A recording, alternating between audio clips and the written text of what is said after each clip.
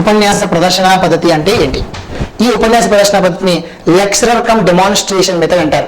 ఈ ఉపన్యాస పద్ధతి కంటే కొద్దిగా మేలైనది.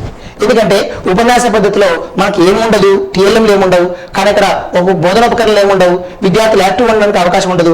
అదే ఉపన్యాస ప్రదర్శన పద్ధతిలో ఉపాధ్యాయుడు ఏదైనా ఒక నమూనాను కానీ ఒక పరికరాన్ని కానీ తీసుకొని దాన్ని చూపించు చెప్తుంటారు అనుకోండి, ఆటోమేటిక్ విద్యార్థులకు కొద్దిగా ఆసక్తి ఉంటుంది. కాబట్టి ఉపన్యాస పద్ధతి కంటే ఉపన్యాస ప్రదర్శన పద్ధతి కొద్దిగా మేలైనది అని మనం భావించవచ్చు. ఈ పద్ధతి ఉపన్యాస ప్రదర్శన పద్ధతి. మరి ఈ ఉపన్యాస ప్రదర్శన పద్ధతికి సంబంధించి మనం పరిశీలిస్తే ఇక్కడ పరిశీలన ద్వారా అభ్యసనం జరుగుతుంది. అంతేకాకుండా విద్యార్థులే ఉపన్యాస ప్రదర్శన పద్ధతిలో పాల్గొంటే ఆచరణ ద్వారా అభ్యసనం కూడా జరుగుతుంది. కాబట్టి పరిశీలన ద్వారా అభ్యసనము, ఆచరణ ద్వారా అభ్యసనం జరిగేటువంటి పద్ధతికి మనం దీన్ని చూడవచ్చు. మరియు ఉపన్యాస ప్రదర్శన పద్ధతి మనం పరిశీలించినప్పుడు మనం ఏం చేయాలంటే ప్రణాళికలను ముందుగానే రచించుకోవాలి. తర్వాత లక్ష్యాలను ఏర్పాటు చేసుకోవాలి.